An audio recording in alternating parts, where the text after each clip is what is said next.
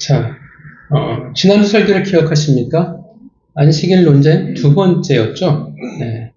첫 번째 안식일 논쟁에서 안식일을 뭐라고 말씀하셨냐면 자비라고 말씀하셨고요. 두 번째 안식일에 있어서 뭐라고 말씀하셨냐면 선을 행하는 것이라 말씀하셨습니다. 그러니까 선을 행한다라고 말할 때는 뭐가 전제가 되냐면 선이 우리에게 있다라는 뜻이 되어집니다. 그 말은 사실 우리는 선한 존재는 아니거든요. 그런데 뭐가 있냐면 먼저 선을 경험했다라는 의미가 되어져요.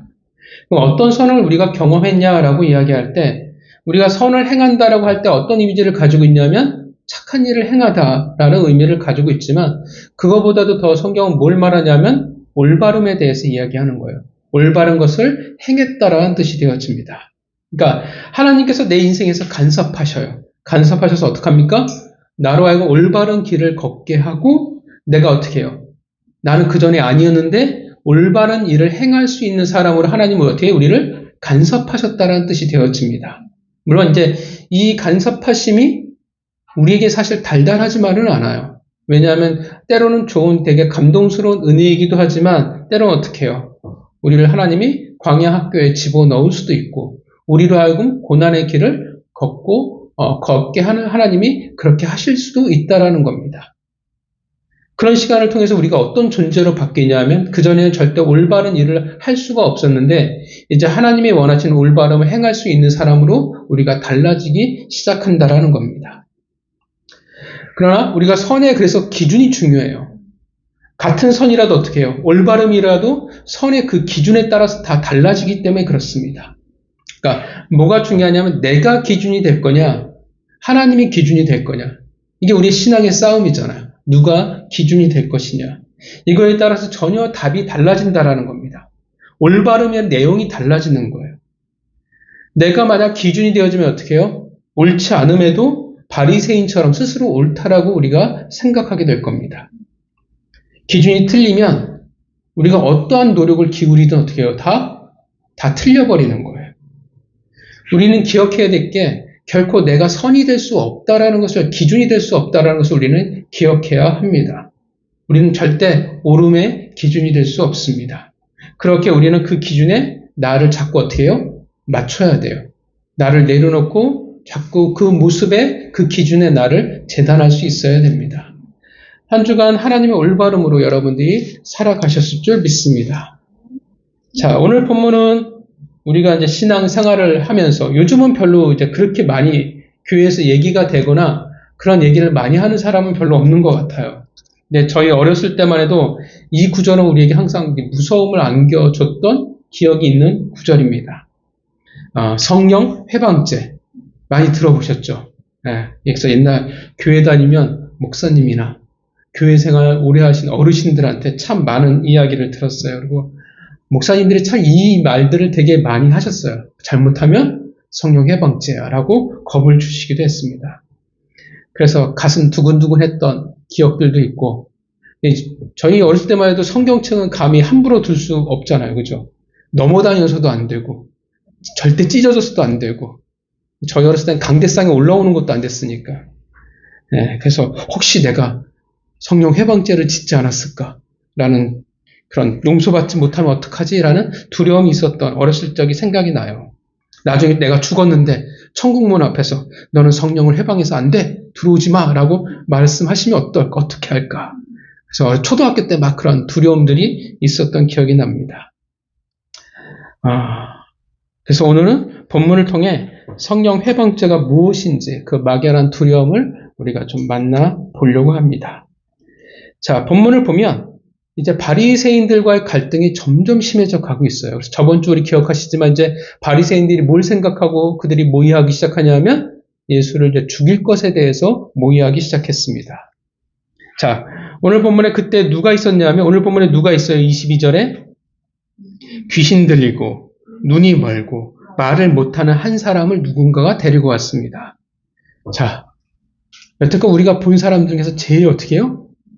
제일 심한 사람이에요. 완전 종합선물 세트입니다. 지금까지 예수님이 고치셨던 모든 사람들 어떻게 해요? 다 합친 것과 같다라는 겁니다. 아마도 이 난이도는 죽은 사람을 살리는 것을 제외하고는 아마 가장 어려운 사람이 아니었을까라고 생각을 합니다.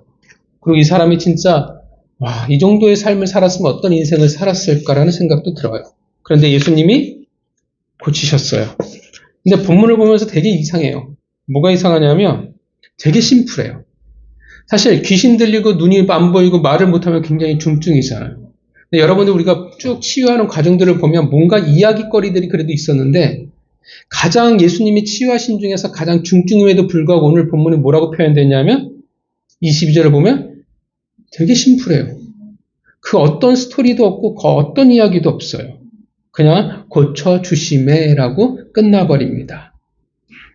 아마도 말씀으로 정말 심플하게 이 사람을 예수님이 고쳐주셨을 거라고 생각을 합니다. 마치 별일 아닌 것처럼 쿨하게 기적이 끝났을 것 같아요.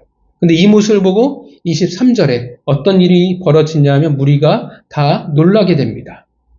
이 놀라다라는 말은 긍정적으로 쓴 말이에요. 그러니까 원어의 의미는 뭐냐면 정신이 나갔다예요. 그러니까 어떤 느낌이냐면 사람들이 이 기적을 베푸는 모습을 보고 사람들이 예수님에게 정신이 나가버린 거예요. 그 말은 예수님에게 굉장히 열광적인 반응이 있었을 것이라고 생각할 수 있습니다. 단순히 말도 안 되는 병이 나았음을 말하는 것 이상이라는 거예요. 오늘 기적은. 그래서 사람들이 뭐라고 이야기를 해요? 그쵸. 다윗의 자손이라고 이야기를 합니다. 자, 근데 다윗이 자손이야라고 확정 짓는 것은 아니고 다윗이 자손이 아닐까라는 정도까지 그들이 반응하는 거예요. 그러니까 사실 이것도 지금 대단한 변화가 일어나고 있는 겁니다. 유대 사회에서 전통적으로 이런 불치의 병이나 초월적인 일을 행하는 것은 어떤 표식이 되어지냐면 이 사람은 하나님의 선지자야, 하나님의 종이라는 표식이 되어집니다. 물론 이 당시도요. 귀신을 쫓는 일들은 있었어요. 우리가 잘 알지만 어느 문화권이나 어느 시대나 다 귀신을 쫓는 것들은 다 있었습니다. 저도 이번에 공부하다 처음 알았는데 바리새인들 중에서 이렇게 귀신을 쫓는 사람들이 있었다고 합니다. 그러니까 전승에 의하면, 그러니까 성경이 아니에요. 유대인들에게 전해져 오는 이야기에 의하면 솔로몬이 귀신을 내쫓고 사람들을 치유하는 능력을 가지고 있었다라는 이야기가 있어요. 그래서 그 솔로몬이 어떤 그 주문이나 이런 방법들을 기록한 게 있다라고 합니다. 전승입니다. 다 올바른 건 아니에요. 저는 그럴 것 같다고 생각하진 않는데, 그래서 얘는 판타지나 뭐 이런 게 얘기 나오면 솔로몬이 뭐 귀신을 다스리고 뭐 이런 내용들이 나와요. 아마 이런 것에 유래되지 않았을까 싶습니다. 그런 어떤 비방을 남겨뒀다고 해요. 그래서 어떤 주문을 외우고 뭐 연기를 피우고 뭔가 어떤 매개체를 통해서 바리새인들이 귀신을 쫓아냈다라고 이야기를 합니다. 근데 어떤 매개체를 통해서 귀신을 쫓아내는 건 되게 신빙성이 떨어져요. 왜냐면 성경에서 사실 그런 모습들을 예수님 보이시지 않았으니까. 그나마 매개체가 있다면 딱 그거죠. 저도 공부를 해봐야 그 의미를 알겠는데 소경의 눈을 고치실 때 어떻게 해요? 침으로 진흙을 발라서 딱 한 거. 어떤 분은 또 그래서 그걸 따라하는 분들도 계시는데 굳이 왜? 라는 생각은 드는데 저도 그 본문은 공부를 안 해서 의미는 잘 모르겠지만 성경에서 예수님이 어떤 굳이 매개체를 사용해서 고치시거나 성경에서 그런 내용은 잘 나오지는 않습니다. 자, 그래서 예수님의 기적이 어떻게 해요? 더 대단한 거예요. 어떤 주문도 없고 어떤 매개체도 없고 어떻게 해요? 그냥 예수님의 말씀으로 사람들을 고치시니까 뭔가 다르다라는 겁니다. 뭔가 더 대단한 거예요. 정말 뜨거운 반응이 일어났고요. 이제 뭔가 이스라엘 백성들이, 유대인들이 예수님을 제대로 볼 수 있는 기회가 이제 생기기 시작했다라는 것입니다. 자, 그때 여전히 그 상황과 전혀 분위기와 상관없는 사람들이 있었죠. 무리가 있었습니다. 그들이 누구냐면 24절을 보면 누가 나와요? 바리새인들. 그런데 마가복음 3장 22절을 보면 또 누가 있었냐면 서기관들이 있었어요. 3장 22절을 보면 어떻게 표현하냐면 예루살렘에서 내려온 서기관이라고 표현을 합니다. 왜 그렇게 표현을 하냐 하면 아마도 바리새인들이 어떻게 해요? 예수님하고 계속 붙어서 어떻게 했습니까? 계속 깨졌잖아요. 두들겨 맞았잖아요. 점점 예수님이라는 존재가 위협이 되니까 이제 예루살렘에서 어떻게 해요? 공의회에서 누구를 파견하냐 하면 서기관들을 파견합니다. 서기관들이 바리새인들보다 더 어떤 요즘 같으면 신학자라고 여러분들이 생각하시면 돼요. 그들이 이제 바리새인들과 서기관들이 이 현장을 보고 있는 겁니다.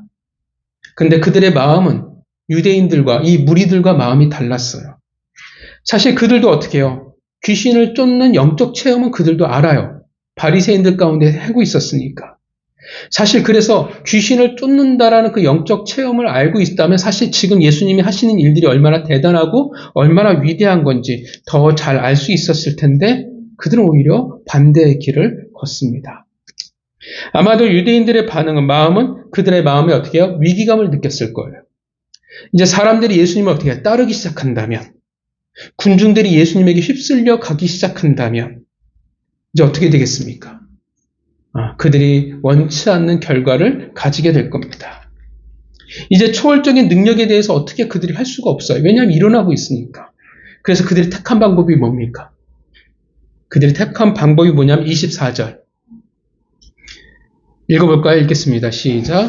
바리새인들은 듣고 이르되 우리가 귀신의 왕 바알세불을 믿지 않고는 귀신을 쫓아내지 못하리라. 이미 초월적인 능력은 기적을 그들이 없다라고 말할 수가 없어요. 그래서 이제 뭐로 바꿔버리냐면 바알세불의 능력으로 귀신을 쫓아버린다라고 어떻게 해요? 시각을 전환시켜버리는 거예요. 바알세불은 뭐냐면 구약에서는 바알세붑이라고 불리고요. 후대에서는 벨제불이라고 불립니다. 이것도 엄청 소설에서 많이 나오죠. 자, 바알세불은 파리의 신입니다. 열왕기하 1장 2절에 나와요. 아합이라는 왕을 기억하시죠? 북이스라엘의 악한 왕. 아합의 마누라는 그 유명한 이세벨입니다. 대단한 부부죠. 아합의 아들 아하시아가 난간에서 떨어져서 병이 들었습니다. 그래서 블레셋 도시 중 하나인 에그론에 살 수 있을까 사람을 불러요. 보냅니다. 바알세붑에게 묻기 위해서 보낸 거예요. 그때 누가 등장하냐면 아합의 영원한 라이벌 같은 사람. 네, 그쵸. 엘리야가 등장을 합니다. 그래서 그가 예언을 하죠. 아니야, 죽을 거야. 파리의 신인데 이해는 안 가는데 파리가 음식을 안 주면 핥잖아요. 그것을 뭐라고 인식을 했냐면 병을 치료한다라고 그렇게 인식을 했어요. 왜 그렇게 인식을 하는지 모르겠지만 그래서 병이 낫냐라고 안 낫냐라고 그렇게 알아본 겁니다. 자, 예수님이 이 바알세불의 힘을 빌어서 귀신을 내쫓았다라고 그의 초자연적인 능력을 그러니까 유대인들의 시각을 지금 왜곡시켜 버리는 겁니다. 아마도 25절을 보면 유대인들에게 아직 얘기하지 못하고 그들끼리 이야기하는 정도였을 거예요. 그때 예수님이 그들의 마음을 아시고 답합니다. 본문이 기니까 하나하나 다 자세히 설명하지 못하고 간단히 말하면 25절과 26절을 보면 뭘 말합니까? 스스로 분쟁하면 그 나라가 괜찮겠냐라는 거예요. 귀신이 귀신을 쫓아내는 게 말이 되겠냐라는 거예요. 그럼 그 나라는, 그 권세는 어떻게 되겠어요? 망할 수밖에 없잖아요. 나라가 스스로 분쟁해서 살아갈 수 없다라는 것은 어떻게 해요? 상식입니다. 로마가 왜 망했냐고 이야기합니까? 외세도 크지만 결국은 어떻게 했냐면 내부의 분열입니다. 자, 물론 이렇게 질문할 수도 있어요. 우리가 얘기 참 많이 옛날에도 질문했던 부분인데 그러면 무당이 귀신을 쫓는 것은 우리는 어떻게 봐야 됩니까? 여러분 혹시 무당도 귀신을 쫓아요. 보신 적 있으십니까? 걔네들 막 굿하고 이런 것들. 귀신을 쫓아요. 네, 물론 보기에는 귀신을 쫓는 것 같지만 그 행위는 뭐 아무 의미가 없어요. 굳이 사단을 주식회사라고 비유하자면 그 사람을 담당하는 부서가 바뀐다 한들 무슨 의미가 있겠어요? 그 부서를 맡은 장이 다른 장으로 바뀐다 한들 결국 어떻게 해요? 다 사단 주식회사잖아요. 결국은 변한 거는 없다라는 거예요. 달라지는 것은 없어요. 그 안에 있는 것이 달라질 뿐이지 사단의 권세, 그 나라에 속한 것은 변함이 없다라는 겁니다. 성령을 힘입어 귀신을 쫓아내기에 하나님의 나라가 임했다라고 예수님이 말씀하십니다. 예언의 성취예요. 메시아의 시대가 도래했다라고 말씀을 하세요. 그리고 왜 귀신을 쫓는 이런 일들을 하시는지 말씀을 하십니다. 그게 29절입니다. 29절 읽어볼까요? 읽겠습니다. 시작. 하나님이 먼저 강한 자를 결박하지 않고서야 어떻게 그 강한 자의 집에 들어가 그 시간을 강탈하게 되냐. 결박한 그야 그 집을 강탈하더라. 자, 예수님이 왜 이런 기적을 귀신을 내쫓고 있는지 지금 말씀하시는 겁니다. 왜냐하면 29절 강한 자의 집의 세간을 그 집을 도둑질하기 위해서 어떻게 뺏기 위해서 어떻게 해야 됩니까? 강한 자를 결박해야 한다라는 거예요. 이게 무슨 의미냐 하면 여기에서 강한 자는 누구냐 하면 사단이에요. 귀신이죠.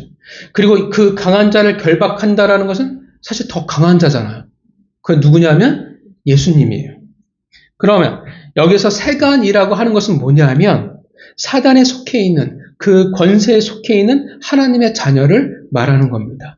그러니까 사단의 권세를 어떻게 해요? 묶어버리고 하나님의 자녀를 구원하기 위해서 안식을 주기 위해서 지금 이렇게 귀신을 쫓고 있다라고 주님이 말씀하고 계시는 것입니다. 그리고 이제 중요한 말씀을 하세요.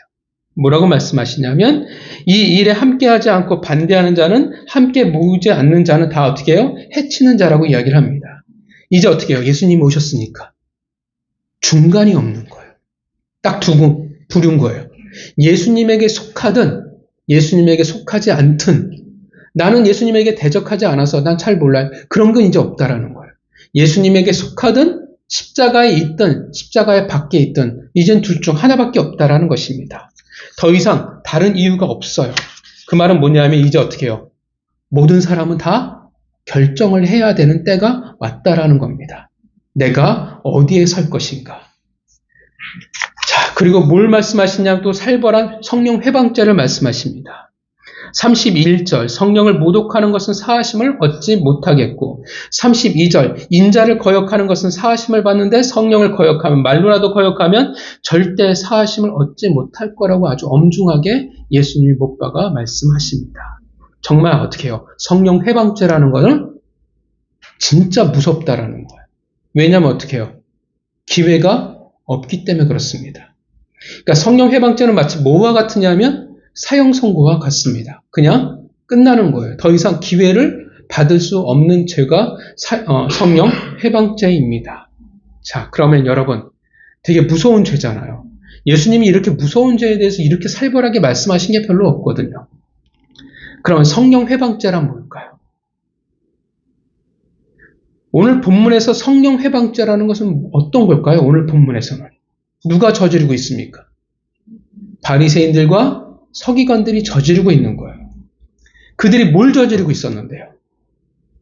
예수님을 어떻게 해요? 바알세불의 힘으로 이런 기적을 행했다라고 지금 그들이 이야기하는 거예요. 성령 회방죄라는 게 여기서 뭘까요? 주님을 욕을 한 건가요? 바알세불의 도움을 받았다고 모욕을 준 게 성령 회방죄일까요? 어떻게 생각하십니까? 그것 때문에 예수님이 발끈하셨을까요? 혹시 화가 나셨을까요? 내가 예수라면 그런 책도 있는데 그죠? 어떻게 생각하십니까? 아니에요. 그들이 뭘 잘못하고 있냐면 본문에서 그들이 심각한 어떤 죄를 지금 짓고 있냐면 본문에서 지금 어떤 일이 일어났어요? 놀라운 기적이 일어나고 기적이 일어난 것보다 더 중요한 건 뭐냐면 유대인들이 어떻게 해요? 예수님에 대한 인식이 변화가 시작됐어요. 다른 시각으로 이제 보기 시작했어요. 다윗의 자손일지도 모르겠다라고 그들이 이제 생각하기 시작을 했어요. 근데 그 순간 그들이 뭘 하려고 했습니까? 그거를 왜곡하려고 했어요. 다시금 그들의 어떻게 이스라엘 백성, 유대인들의 눈을 다시금 어떻게 해요? 소경으로 만들어버리려고 했다라는 겁니다. 그러니까 바리새인들과 서기관들의 죄는 뭐냐 하면 단순히 예수님을 모독했어, 신성 모독을 했어, 그 이상이라는 거예요. 왜냐하면 다시 어떻게 해요? 사람들의 눈을 가리워버리고 말았다라는 것입니다.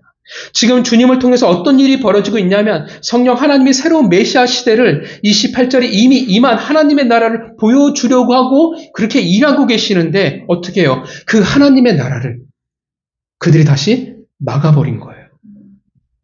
하나님의 나라를 회방했습니다.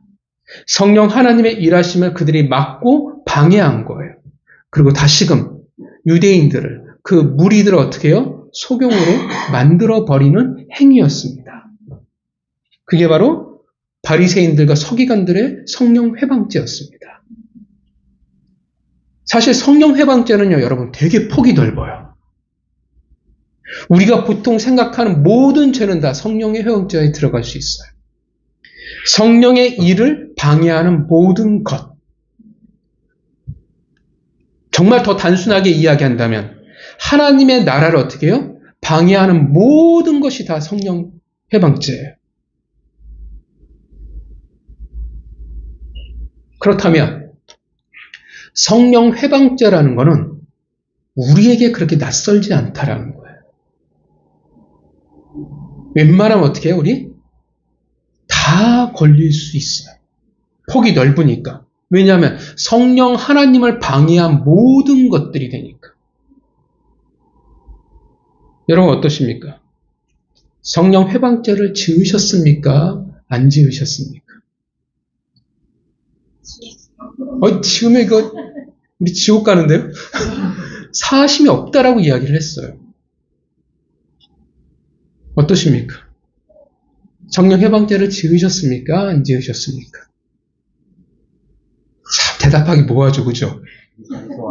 그쵸, 아리송하죠. 이렇게 대답하자니 뭐가 이거 걸리고 저렇게 대답하자니 나는 내가 그렇게 잘 산 것 같진 않고. 웬만하면 다 걸려요. 내가 불순종한 것, 내가 의도적으로 거역한 것, 말씀을 지키지 않은 것, 내가 교회에서 말썽 부린 것, 내가 교회에서 하나님 나라에서 내가 싸운 것들, 내가 굳이 하나님 말씀을 내가 따라가지 않는 것들, 나 때문에 일어나는 모든 것들. 그렇다면 사실 우리는 어떻게 해요? 다 100% 성령 회방죄를 다 지은 거예요. 적어도 우리는 이 자리에 성자는 없잖아요. 그죠? 부활할 사람은 당장 없다라는 거예요. 우리는 사실 성령 회방죄를 다 지은 사람이나 사실은 마찬가지예요. 근데 그렇게 생각하기에는 너무 살벌해요. 예수님이 뭐라고 말씀하셨냐면 절대 사함을 받을 수 없다라고 사형 선고를 내려버렸기 때문에. 참 그러면 이게 되게 애매해져 버립니다. 자, 그럼 어떻게 되는 걸까요? 근데 우리만이 아니에요. 성경에 나오는 인물들도 마찬가지. 사도 바울을 기억하십니까? 여러분, 사도 바울이 원래 이름이 뭐였습니까? 그쵸. 사울이었을 때 그 사람이 뭔 짓을 저지르고 다녔습니까? 그쵸. 예수님의 성도들을 감옥에 보냈고, 또 어떤 일이 있었습니까? 대표적인 게 스데반 집사를 죽이는데 앞장섰던 사람이었어요. 자, 분명 그는 어떤 사람이냐면 우리보다도 훨씬 성령을 회방하는 자였어요. 왜냐하면 지금 교회가 세워지고 하나님의 나라가 막 지금 세워지는데 어떻게 해요? 그것을 정면으로 막아버린 사람이었습니까? 핍박하던 사람이었습니까? 그런데 어떻게 합니까? 나중에 보니까 분명 성령 회방죄를 지은 것 같은데 나중에 어떻게 돼요? 초대교회에 이만한 사람이 없어요. 신약에 바울을 빼놓고 사도 바울을 빼놓고 이야기를 할 수가 없어요. 그만큼 하나님의 영에 사로잡힌 자였습니다. 물론 이렇게 이야기할 수도 있겠죠. 사울이 믿기 전에 일어났던 일이 아닙니까? 믿은 다음에는 아니니까 상관이 없지 않습니까? 그러면 예수님의 제자인 베드로는 어떨까요? 예수님의 제자 중에서 가장 욕을 크게 먹었던 게 누구였냐면 베드로입니다. 멋지게 신앙 고백하고 나서 뭐라고 말하냐? 예수님이 사단아 물러가라. 진짜 어떻게 해요? 진짜 쌍욕을 얻어먹은 거예요. 그리고 어떻게 해요? 예수님이 십자가에 매달려 잡혀갔을 때 어떡합니까? 튀다가 다시 그나마 그래도 거기 누구의 집이냐? 갑자기 기억이 안 난다. 집에 갔다가 어떻게 해요? 또 부인하고 도망쳐버렸습니다. 사실 베드로의 역할은 뭡니까? 예수 그리스도가 부활 승천하신 후에 어떻게 해요? 교회를 만들어 가야 될 수장의 역할이었어요. 12사도 중에 수제자의 역할을 해야 되는데 도망을 가버렸습니다. 만약에 예수님이 부활하셔서 베드로를 찾지 않으셨다면 베드로는 돌아왔을까요? 안 돌아왔을까요? 굳이 돌아오려고 또 나중에 하나님이 또 주셔서 돌아올 수는 있지 모르겠지만 인간적으로 생각할 때는 돌아오지 않았을 거예요. 그는 예수님이 그에게 쏟아부으신 시간을 어떻게 해요? 무가치하게 만들어버린 자였어요. 하나님의 나라를 회방한 자였습니다. 그런데 그 역시 어떻게 해요? 하나님의 나라에 중요한 한 사람이 되었습니다. 자, 어떻게 이해해야 될까요? 분명 성령 해방죄를 지었는데 예수님이 한 입 가지고 두 말을 하실 일은 없잖아요. 신학적으로 이런 질문을 할 수 있어요. 여러분, 구원받은 이들의 구원을 여러분 다 받으셨죠? 여러분들의 구원이 취소가 될까요? 안 될까요? 이게 되게 중요한 질문입니다. 취소가 될까요? 안 될까요? 30절에 보면 30절에 뭐라고 하면 예수님과 함께하는 자들이 어떻게 해요? 다시 함께하지 않는 자들이 될 수 있냐라는 거예요. 내가 예수 그리스도로 말미암아 하나님의 자녀로 회복이 되었는데 성령 방해죄를 지어서 그 구원이 취소가 될 거냐라는 거예요. 이건 약간 교단마다 차이가 있습니다. 감리교와 성결교는 구원이 취소됩니다 라는 입장이에요. 근데 저희는 그런 입장이 아닙니다. 그래서 감리교와 성결교는 끊임없이 구원을 다시 계속 받아야 돼요. 재확인해야 됩니다. 근데 저희는 뭘 믿냐 하면 하나님이 우리를 구원하시면 우리의 수고와 우리의 노력이 1도 안 들어갔기 때문에 그 구원은 취소될 수 없다라고 믿습니다. 자, 구원은 취소되지 않아요. 왜냐하면 하나님의 결정, 우리를 선택하신 결정은 어떻게 해요? 부족하지 않아요. 하나님이 우리를 향한 선택은 어떻게 해요? 완전하십니다. 그래서 우리의 구원은 우리가 잘났냐 못났냐 우리가 어떤 행동을 했냐의 문제가 아니라 하나님이 완전하시기 때문에 그의 선택은 완전한 겁니다. 하나님의 백성으로 구원을 얻은 자들은 그래서 어떤 의미가 되어질까요? 구원이 취소가 될 수 없어요.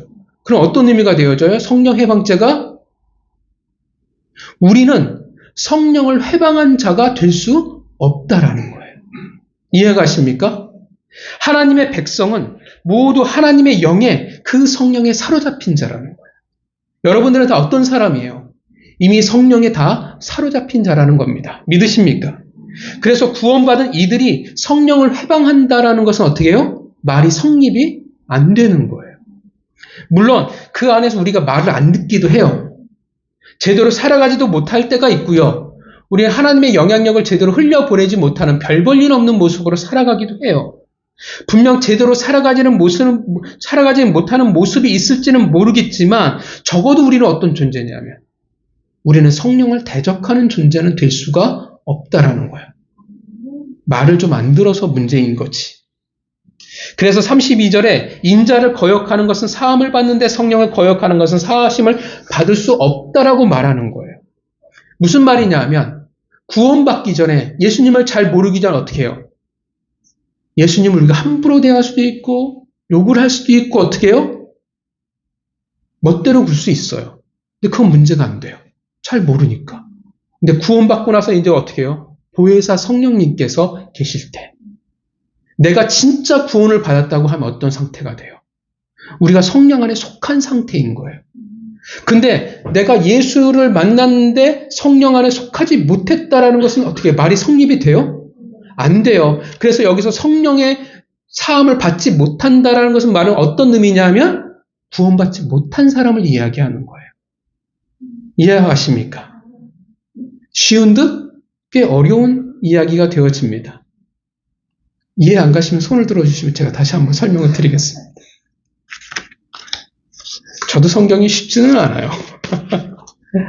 자, 하나님의 백성이 된다라는 것은 30절 예수와 함께하는 자예요. 예수와 함께 모으는 자라는 겁니다. 쉽게 말하면 이제 누구 편에 섰냐면 예수님 편에 선 거예요. 그렇다면 예수님 편에 섰으니까 당연히 어떻게 해요? 예수님 편에 있는 성령을 우리는 회방할 수가 없어요. 같은 편이기 때문에 대적할 수가 더 이상 없다라는 거예요. 그러면 성령 회방죄는 누가 짓는 겁니까? 30절에 예수님과 같은 편에 있지 않는 자들이에요. 즉 예수를 반대하고 예수와 함께 모으지 않는 자들, 바리새인들과 서기관 같은 자들, 예수 편이 아니니까 어떻게 해요? 당연히 성령을 반대할 수밖에 없어요. 방해할 수밖에 없어요. 그들이 누구냐 하면 구원을 얻지 못한 자들이에요. 하나님의 백성이 아닌 자들. 이해가 가십니까? 제발 이해가 가시기를 바랍니다. 자, 그러니까 믿는 자들은 하나님의 백성은 성령 해방죄와 상관이 없다라는 거예요. 옛날 목사님들이 되게 무섭게 말씀하셨거든. 너 그러면 막 성령 해방죄야. 그 말씀은 사실은 다 틀린 거예요. 지금 믿는 자들에게 너희가 잘못하면 너희가 신성을 더럽히면 말을 안 들으면 무시무시한 성령 해방죄를 적용할 수 있어. 그런 이야기를 지금 예수님이 말씀하시는 게 아니라는 거예요. 하나님의 백성에게는 넌 그러면 성령 해방죄야 라고 말할 수가 없다라는 거예요. 성령 해방죄는 오직 믿지 않는 자들, 예수님 편에 속하지 않는 자들에게 말씀하시는 겁니다. 구원받지 못한 자니까 어떻게 해요? 그들은 심판을 받을 수밖에 없어요.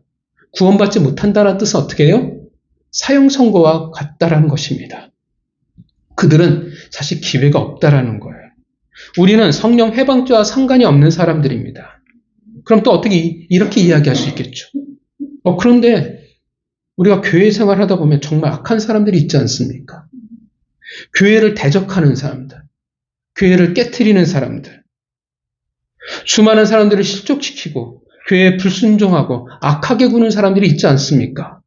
그런 사람들은 목사님, 성령 해방죄를 저지른 것이 아닙니까? 하나님의 나라를 분명 대적하고 있는데 그건 큰 죄 아닙니까? 물론 교회 생활하다 보면 안타깝게도 그런 사람들이 있어요. 정말 하나님에게 벌을 받아도 할 말이 없는 사람들이 분명 존재합니다. 왜 그렇게 그들은 열심히 주님의 교회를 무너뜨리려고 애쓰는지 잘 모르겠어요. 우리의 사고방식으로 이해할 수 없는 사람들이 분명 교회에 존재하는 것은 맞습니다. 근데 우리가 기억해야 할 것은, 우리가 아는 것은 교회를 다닌다고 해서 다 구원받은 사람들은 분명 아니라는 겁니다. 분명 교회 성도라고 이야기하지만 아닌 사람들이 있습니다. 왜냐하면 이건 성경에서도 말하잖아요. 분명 가라지가 있다라고 말합니다. 다 같이 예배를 드리고 찬양하고 기도하고 같이 땀을 흘리고 감동의 눈물을 흘리고 전혀 분간이 가지 않을지는 모르겠지만 분명한 것은 다 구원받은 것은 아니라는 사실입니다. 교회를 오래 다녀서 혹은 열심히 있어서 직분을 받을 수도 있어요. 집사일 수도 있고 권사일 수도 있고 장로일 수도 있어요. 심지어 목사일 수도 있어요. 그러나 직분이 구원을 말하는 것은 아닙니다. 그런 이들은 분명 어떻게 해요? 성령을 해방합니다. 하나님의 나라를 대적하고 그 일을 막으려는 도구로 쓰임을 받게 됩니다. 왜냐하면 그들은 사단에게 속한 자들이기 때문에 그래요. 그들은 분명 성령 해방죄를 짓습니다. 주님의 편에 속한 자들이 아니니까. 주님 편에 속한 자가 아닌 자들은 반드시 100% 성령 해방죄를 지을 수밖에 없어요. 그들은 어떤 인격이 좋든 말이든 어떤 모습으로도 하나님의 나라를 대적할 수밖에 없습니다. 반드시 성령을 거부하게 돼 있어요. 우리가 잘 알지만 희한하게도 하나님의 일을 대적함에 있어서 세상은 언제나 하나가 되어집니다. 어떻게든 그 나라를, 하나님의 구속을 방해하려고 해왔어요. 그래서 믿지 않는 자들은, 끝까지 주님의 편에 속하지 않는 자들은 사하심을 받을 수가 없는 겁니다. 그래서 그들을 뭐라고 말하냐면 34절에 독사의 자식들이에요. 그냥 쌍욕을 박은 게 아니라 창세기에 하나님의 나라를 대적했던 뱀의 세상에 속한 자들이라고 말하는 겁니다. 성도 여러분, 우리는 성령 해방죄에서 자유합니다. 우리는 왜냐하면 성령 해방죄를 지을 수가 없는 자들이기 때문에 그래요. 우리는 다 하나님의 자녀입니다.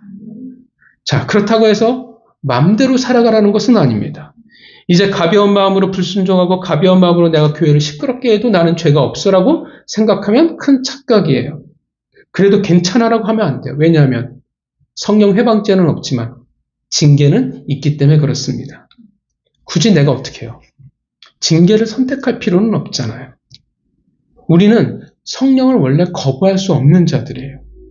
이거는 내가 성령을 거부하냐 아니냐의 선택이 우리에게 없어요. 하나님의 백성이 된 순간 성령의 길을 따라가는 것은 우리의 그냥 운명인 겁니다. 당연한 거예요.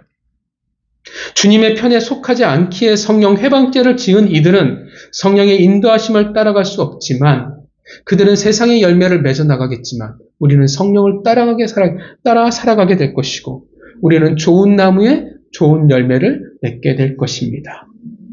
그래서 우리는 성령 해방죄를 지을 수 없는 자들이니까 우리는 성령의 인도함을 따라 살아가야 해요. 그래서 성령의 열매를 맺어 나가는 이들이 되어야 합니다.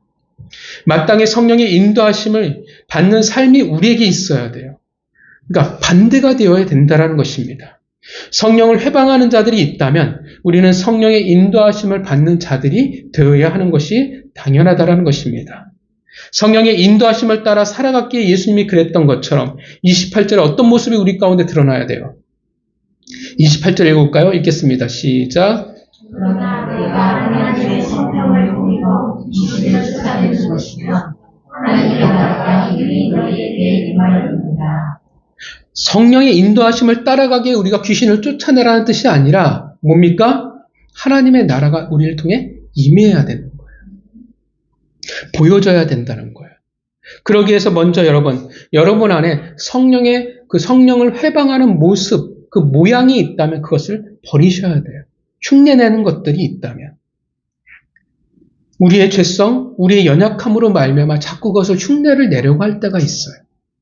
휩쓸릴 때가 있어요. 그래서 내가 그 모양이 있나 스스로를 돌아봐야 합니다. 나는 하나님이 원하시는 모습과 다른 모습으로 내가 살아가려고 하지 않을까? 다른 방향으로 내가 가고 있지 않을까? 내가 하고 있는 것이 교회에서 하는 것과 하나님의 일하심과 혹시 반대가 되고 있지 않을까?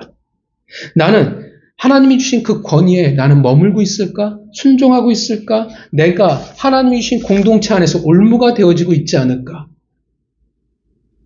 다른 하나님의 모범이 아니라 세상의 모범이 되어지지 않을까?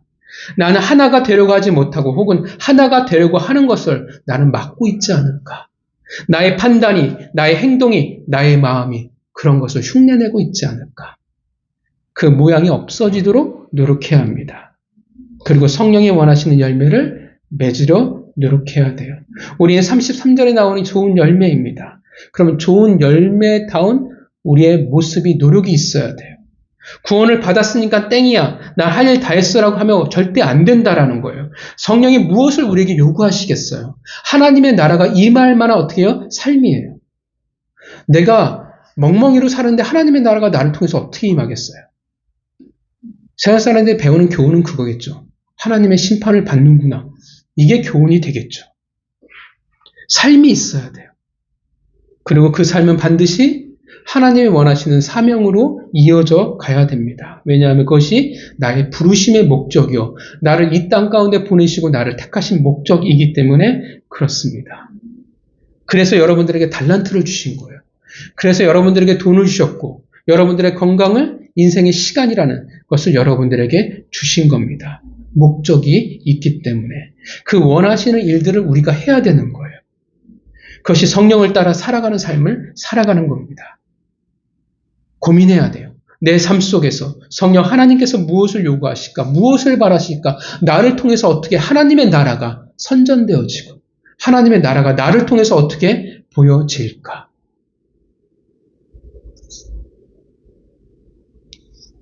그렇게 우리에게 임한 하나님의 나라가 보여지기를 원합니다.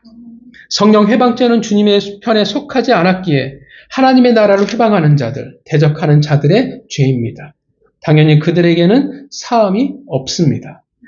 우리는 성령 해방죄를 우리는 지을 수 없습니다. 우리가 잘해서가 아니라 주님의 편에 서 있기 때문에 그 은혜로 말미암아 그렇습니다. 우리는 그것으로 겁먹지 않아도 돼요. 두려워하지 않아도 되고 불안해하지 않아도 됩니다. 내가 혹시 잘못했어? 내 구원이 취소될까? 그런 쓸데없는 걱정은 우리에게 필요가 없다라는 것입니다. 우리에게 필요한 것은 성령이 원하시는 열매를 맺어나가면 됩니다. 한 주간 성령을 따라 살아가는 삶이 여러분들에게 있기를 바랍니다. 그렇기에 하나님의 나라가 우리를 통해 이 땅 가운데 임하기를 주님의 이름으로 축원합니다. 기도하겠습니다.